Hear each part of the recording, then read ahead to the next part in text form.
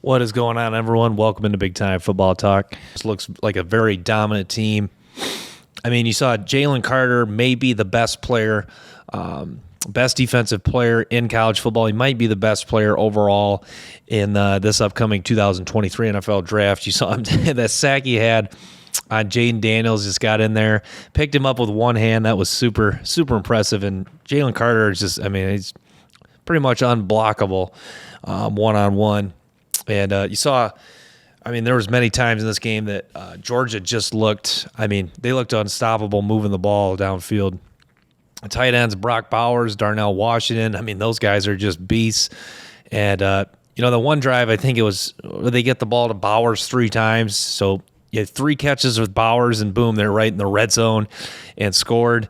And, the defense, Keely Ringo, really good corner. Javon Bullard has done a good job as their safety slot corner.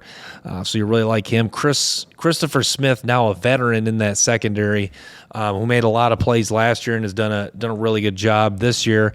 Had that missed field goal return for a touchdown that got Georgia that 7-0 lead early.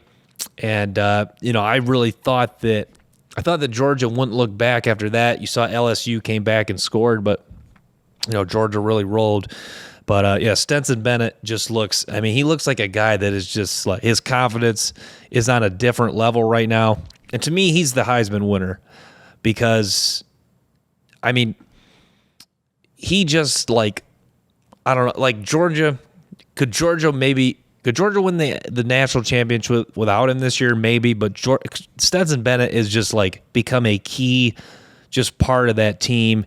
And, the way he just distributes and executes that offense, you can tell that, he has a swagger and just a confidence that Georgia's just going to go out and execute. And I think he believes that they're going to score every time they touch the ball. And there's games where they just about do that. And, like I was thinking, and my main takeaway is you got to believe that Georgia, is a team that when they want to turn it on, they turn it on. And you saw glimpses of that against LSU in the SEC championship. And you saw that week 1 against Oregon. Obviously, there's some games they struggled. The Missouri game was a little shaky. Kentucky hung around with them. But, that's kind of standard with the 2019 LSU team was kind of like an exception to the rule in that case. Most teams don't really, most teams will have, a couple games that are close, a couple scares. The Missouri game, I think, was their scare. They got out of the way, but, that was, now that they got that out of the way, you gotta like Georgia playing at this high level they are. And, man, they have a lot of depth at receiver. Dominic, I almost forget that Dominic Blaylock is still on the team. He had some nice catches. McIntosh, I don't think is like a great run. I don't think he'll be like a great NFL back, but I think he's a guy that, he consistently does make the first guy miss. And Kendall Milton's a pretty solid running back too. You see he's got some good long speed.